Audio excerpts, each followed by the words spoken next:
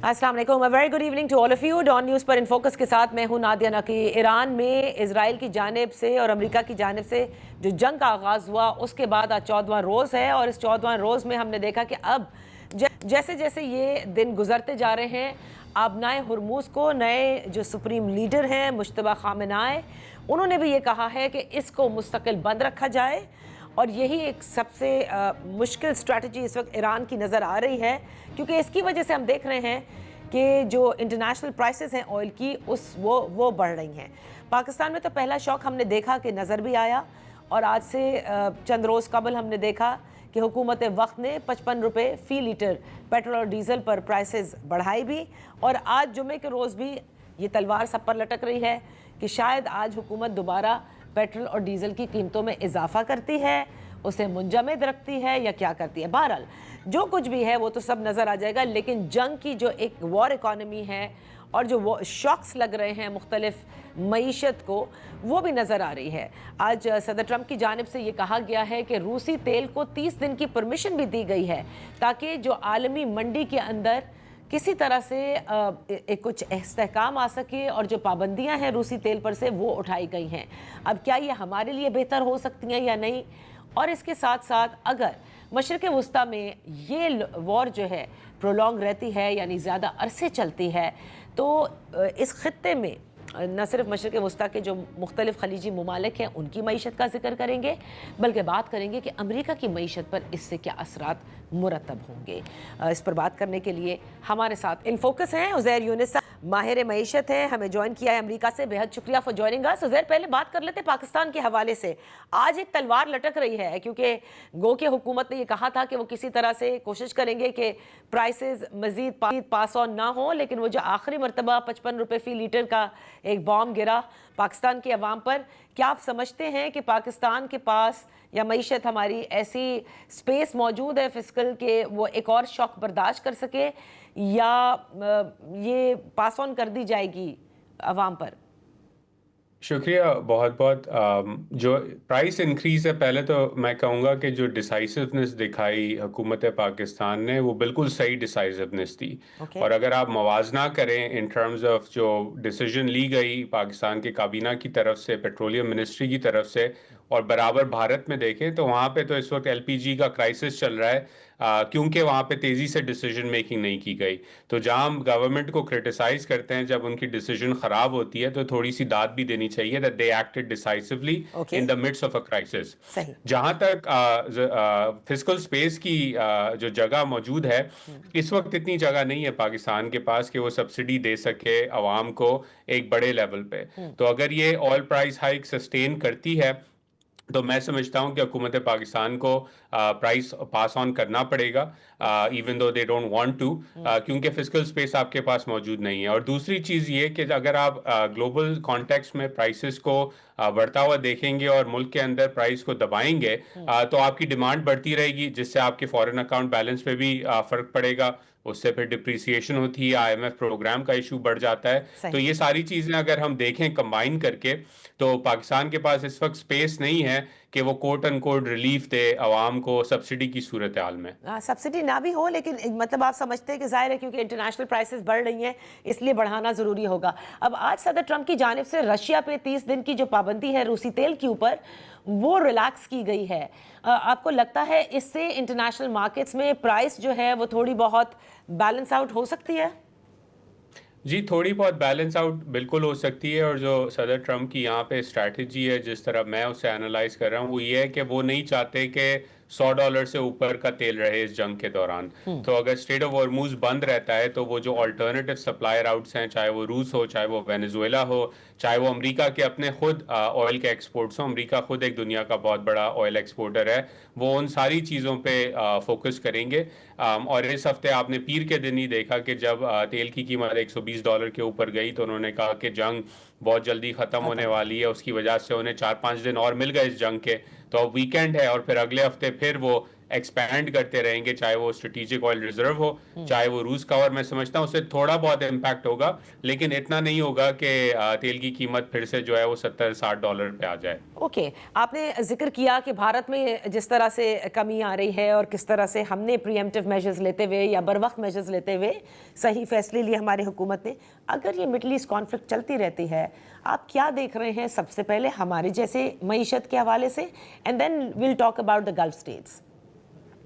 پہلا جو ایشو پاکستان پہ جو آئے گا, اگر ہم سینیریو پلاننگ کریں تو وہ آپ کے بیلنس آف پیمنٹس پہ آئے گا. آلریڈی پاکستان IMF پروگرام میں ہے, اس کا ریویو بھی اس ہفتے ڈیلے ہو گیا, اس پہ بات چیت چل رہی ہے.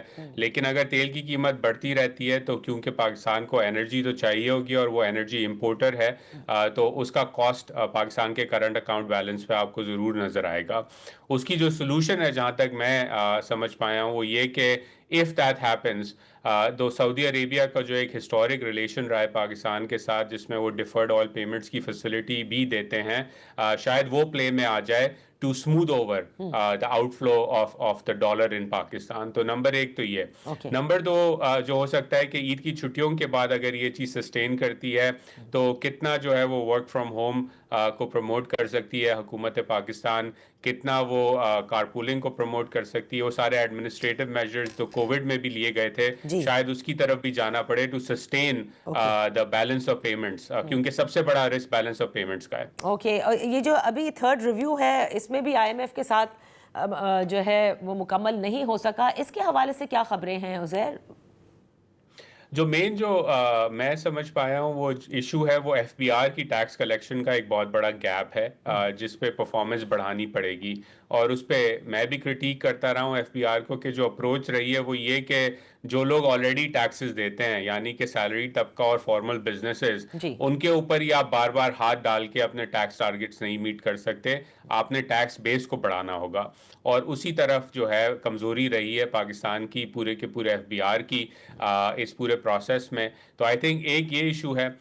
دوسرا ایشو یہ ہے کہ جو اگلے آنے والے سال کا جو بجٹ ہے اس کی جو پروجیکشنز بنانی ہے, اس پہ تھوڑا سا گیپ موجود ہے ان ٹرمز آف کہ کس طرح آپ نے مینٹین کرنا ہے فسکل ڈسپلن کو. اوکے, اچھا عزیر, تو اب یہ گلف اسٹیٹس کی طرف آتے ہیں, آپ اس کو کس طرح سے دیکھ رہے ہیں؟ کیونکہ بڑی بات کی جا رہی ہے کہ گلف اسٹیٹس جو اسیمیٹرک ریٹیلیشن ایران کی جانب سے دی گئی ہے, اور ان کے سپریم لیڈر کہتے ہیں they will continue to target all the bases, جہاں جہاں امریکی بیسز ہیں, اور وہ اسی لیے وہ کہتے ہیں ہمارا رشتے جو ہیں نیبرز کے ساتھ بہت اچھے, but we are going to target these assets. In time do you think کہ دبئی UAE, سعودی, ان سب کی انویسٹمنٹ یا ان کی اکانومیز کو کسی قسم سے کوئی فرق پڑتا ہے, کوئی شوق پہنچتا ہے, یا دس از ٹو لٹل این امپیکٹ؟ دیکھیں, جو مین شوق اور امپیکٹ ہے وہ بالخصوص جو کوسٹل لائن پہ جو ممالک ہیں ان کی طرف ہے. Saudi Arabia is still insulated to a certain extent, اور یہ جو ممالک ہیں UAE, قطر, آپ دیکھ لیں تو ان کا آبویسلی ہائیڈرو کاربنز اور پیٹرو کیمیکل سے ایکسپورٹ ریونیو بہت زیادہ ہوتا ہے, it's a big part of that GDP, لیکن ٹورزم بھی بہت بڑا پارٹ ہے, اور جو ایکسپیٹ اکانومی ہے وہ بھی بہت بڑی پارٹ ہے. تو یہ جو انسیکیورٹی آئی ہے اس کی وجہ سے آبویسلی ایک رسک موجود ہے, اور اس کا ہٹ انہیں اکنامکلی پورا کا پورا مل رہا ہے. میں سمجھتا ہوں کہ ونس دا وار سٹاپس, اس کے بعد ان ممالک کی جو پوری کی پوری اسٹریٹجی رہی ہے پچھلے کئی سالوں میں, جہاں انہوں نے باہر بھی انویسٹمنٹ کی, فٹ بال کلبس خریدے, دوسری کمپنیز کو خریدا, اس میں ریکیلیبریشن ہوگی, and they will look inwards at home, particularly اپنی سیکیورٹی سائٹ پہ. تو جو اس وقت گیپس نظر آئے ہیں ان پرٹیکولر کہ آپ نے اپنا پورا کا پورا جو سیکیورٹی آرکیٹیکچر ہے وہ امریکہ کے ہاتھ میں دیا ہوا تھا, اس کا تھوڑی سی ہیجنگ آپ کو نظر آئے گی. اور پچھلے سال آپ کو نظر آنے لگی, فار ایگزامپل ترکی, سعودی عربیہ, پاکستان کی جو کولیبریشن چل رہی ہے وہ اسی چیز کی وجہ سے ہو رہی ہے.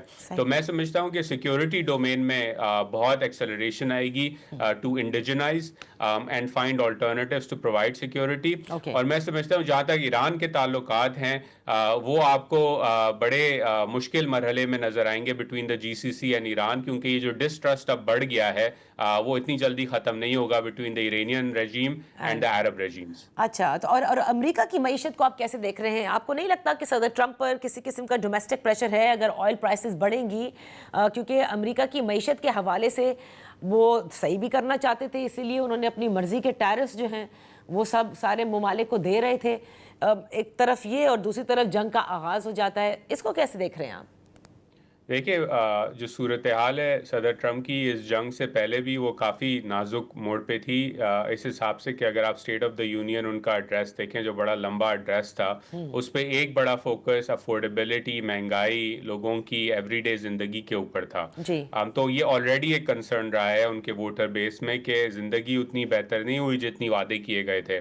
اب تیل کی قیمت بڑھ رہی ہے تو آلریڈی ان کی بیس میں اس جنگ کے خلاف ویسے ہی ایک سینٹیمنٹ موجود تھا جس کی عکاسی فار ایگزامپل ٹکر کارلسن کرتے ہیں. اب اکنامک ہٹ بھی آ رہی ہے, تو وہ تمام ووٹر جو کہ بیس کا حصہ تھے کیونکہ وہ اکنامک امپروومنٹ چاہتے تھے, اب ان کا جو ہے ایک طرح سے ویک اپ مومنٹ آ گیا ہے صدر ٹرمپ کے لیے. اور آنے والے سمر کے بعد پھر مڈ ٹرمز بھی ہیں, اور آلریڈی ہسٹوریکلی جو صدر ہوتا ہے اس کی پارٹی کو دھچکا ہمیشہ لگتا ہے امریکی سیاست میں مڈ ٹرمز میں, تو ہی is running on a clock. اور وہ جو کلاک ہے وہ میرے نزدیک یہ ہے کہ جتنی دیر تک تیل کی قیمت $100 کے اوپر رہے گی اتنی تیزی سے ان کی انپاپولیرٹی اور اس جنگ کی انپاپولیرٹی امریکہ میں بڑھے گی. اور یہ بھی تھا نا کہ ان کو بھی اب ظاہر ہے کہ یہ چیز بتائی گئی ہے کہ اگر یہ جنگ دنوں تک کنٹینیو رہے گی تو کتنے پرسینٹ ان کی پاپولیرٹی میں کمی ہو سکتی ہے. if it continues for weeks or months, what is going to happen? So do you really think روز ایک وہ لقمہ دے تو دیتے ہیں عزیر کہ ختم ہے, we are pretty much there, لیکن ایسا لگتا ہے کہ وہ یہ ڈیسیشن خود لے نہیں پا رہے, یا تو اسرائیل لے گا اور اس کے کہنے پر یہ لیں گے ڈیسیشن؟ نہیں, ڈیسیجن انٹرنلی ہی ہوگا, لیکن اب اگین جب آپ اس جنگ میں, یہ ایک جنگ آف نیسیسٹی نہیں تھی, ایک چوائس کی جنگ تھی, تو آپ نے چوز کر لیا جنگ کا راستہ. اب اس جنگ کے اندر نکلنے کے لیے آپ کو بڑے قدم لینے پڑیں گے. یا تو آپ وکٹری ڈکلیئر کر دیتے جس دن آپ نے قتل کیا سپریم لیڈر کا, وہ آپ نے نہیں کیا, آپ 2 ہفتے گزر گئے اس بات کو. اب آپ نے ہرموز کھولنا ہے, ہرموز کھولنے کے لیے جائیں گے تو کیجولٹیز شاید آپ کی ہو جائیں, تو آپ نے وہ ڈیسیجن لینا ہے صدر ٹرمپ نے, اس پہ آپ شاید ڈگمگائیں, کیونکہ اگر کیجولٹیز ہو گئیں تو پھر پاپولیرٹی آپ کی اور تیزی سے نیچے آئے گی. دوسری طرف اگر آپ بغیر بتائے جلدی سے اس جنگ سے نکل آتے ہیں تو پھر آپ کی بیس سوال کرے گی, اور ڈیموکریٹ سوال کریں گے کہ آپ نے یہ جنگ کی کیوں, آبجیکٹیوز کیا تھے, وہ انویسٹیگیشنز چلنا شروع ہو جائیں گی, تو وہاں پہ ایک نیا مسئلہ آپ کے سر پہ کھڑا ہو جائے گا. تو بیسکلی جنگ کا جو انہوں نے ڈائس رول کیا ہے, اس کے بعد اب اس سے نکلنے کے لیے ایک اسٹریٹجی اور لائے عمل بنانا تھوڑا مشکل ہوگا. اور وہ تمام لوگ بالخصوص ڈپارٹمنٹ آف وار کے اندر پیٹ ہیکس ہے جنہوں نے انہیں کہا تھا کہ ایک بڑی تیزی سے ہم حملہ کریں گے ایران پہ اور ان کی لیڈرشپ کو مار کے رژیم کولیپس کر جائے گا, وہ اس طرح نہیں ہوا اور ہرموز بند ہو گیا. تو اب اسے کھولے بغیر میں نہیں سمجھتا کہ وہ اس جنگ کو ختم کر پائیں گے. بہت بہت شکریہ Uzair Younus for being with us on the show. یہاں وقت ہوا ایک بریک کا, بریک کے بعد جب واپس حاضر ہوں گے تو ہمارے ساتھ ہوں گے اختیار ولی صاحب.